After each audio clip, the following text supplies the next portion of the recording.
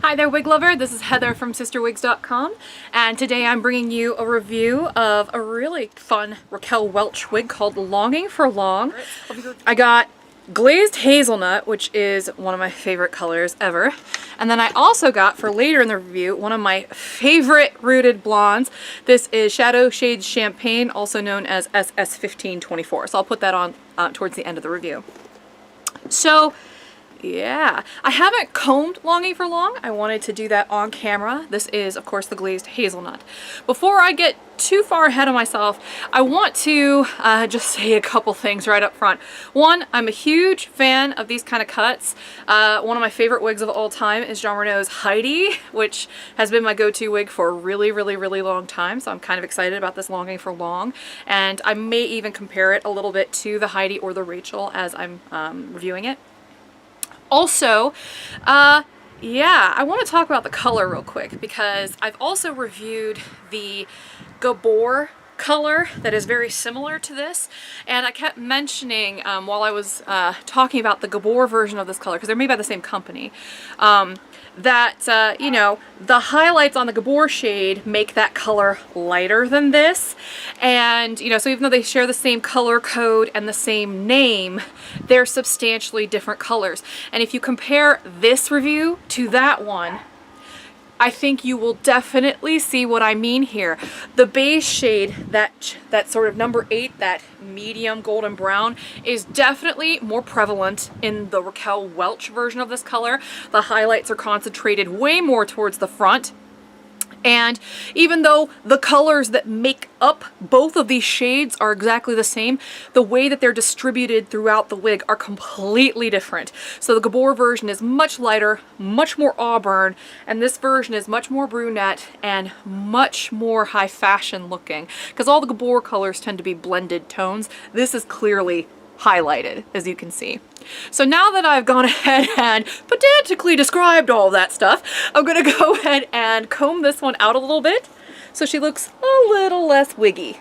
You know, I did want to show you what she looked like right out of the box, and I think I've already accomplished that.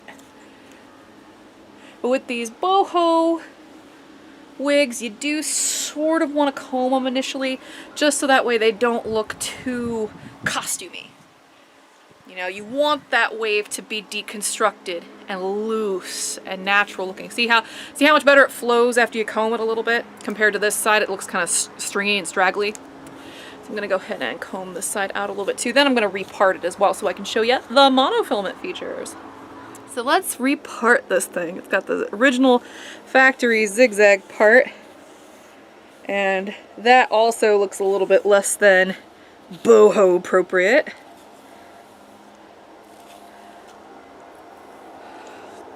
There we go. I mean, it's still not a perfect part, but it's better than what we had. So that is a nice monofilament top, by the way.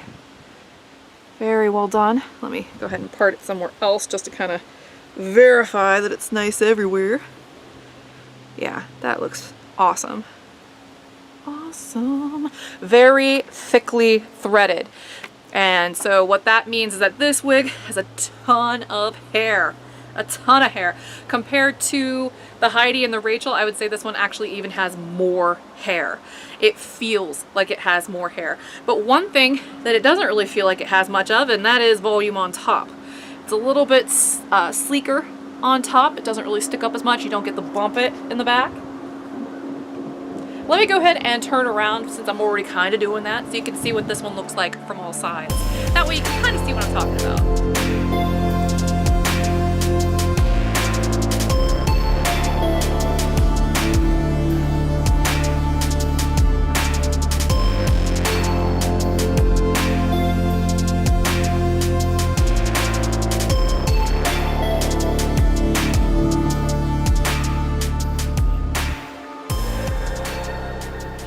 So yeah, this wig has a ton of hair, but it doesn't have that big bump in the back, which is really nice.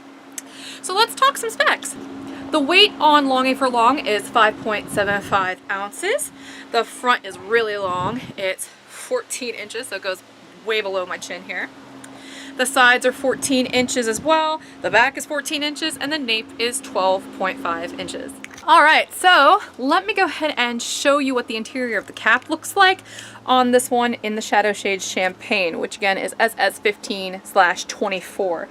And as I mentioned about this color in previous reviews, because it's one of my favorite rooted blondes, this isn't really a super champagne looking, like true champagne, because I mean it does have little hints of caramel in it. In addition to that beige, because when you think of champagne colors, you think of beige-based blondes. But what they're trying to do here is use the highlight shade to sort of neutralize the base shade, so that way it's highly dynamic, and it's really, really pretty. And I love the soft, light rooting on here. Very pretty color. And again, it'll have a really nice light front to it. They don't put the rooting on the front color, which is just awesome. So when I put this on, check that out. So anyhow, here is what the interior of this cap looks like. It's got that really lovely contoured lace front, hand-tied monofilament top. You know what's missing? There's no big bump of permatease in the back.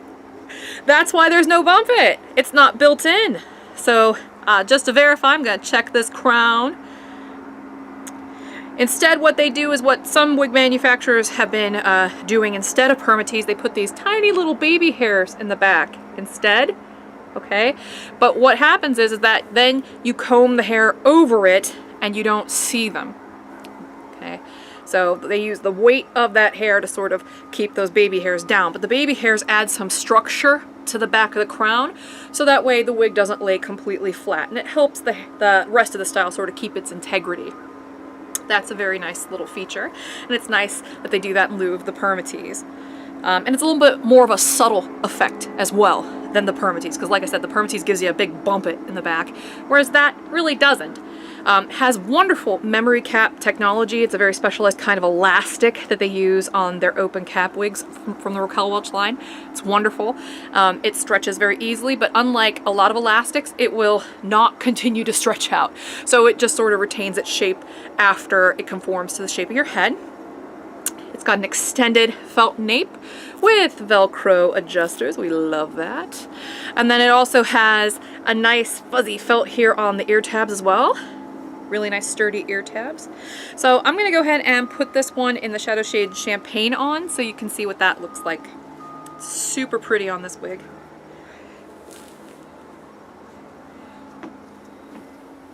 I love this color. If you're afraid of giving this one a try, hopefully this video will show you how pretty it is. It is a beautiful, beautiful blonde.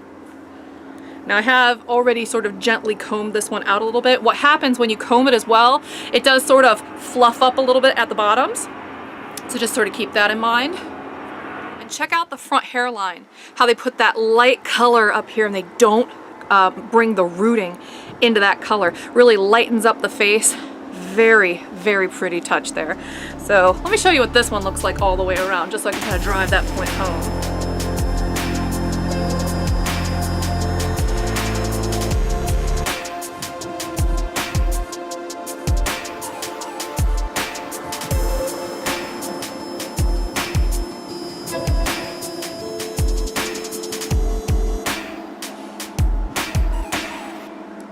So this is a almost 6-ounce wig. It's 5.75 ounces. So like I said, it's got a lot of hair. If you are easily overwhelmed by wigs that have a lot of hair, pay attention to that one, all right? Because this has a ton of hair on it. And in fact, like I said, it definitely wears like it has more hair on it than, say, the Rachel by John Renault. Or maybe even the Heidi. Though both of those wigs, like the Rachel, the way the cap is constructed, is built like it's got a little baby bump in it, though there's no permatease. And the Heidi definitely has permatease in it. Both those are John Renault wigs. And so, I mean, they have more volume built in up here than this wig does, but where this wig beats them is down here. There's just more volume on the sides and at the bottoms. So if you're kind of torn between those sort of styles, that's sort of the deciding factor there. Or, you know, maybe if you fall in love with a particular color, that could be the deciding factor too. Hopefully that helps you narrow down your shopping options just a teeny bit. So this has been the CysterWigs review of the Longing for Long by Raquel Welch in 2 different colors. This was SS1524, which is a great kind of newish color called Shadow Shade Champagne. And then the other one was a classic color, R28 or R829S plus, also known as Glazed Hazelnut. Very popular highlighted brunette shade. I'm Heather from CysterWigs.com. Hopefully you like what I do here, and if you do, check out my wig store. It's just www.cysterwigs.com. And until next time, I hope you have a great afternoon. Bye-bye.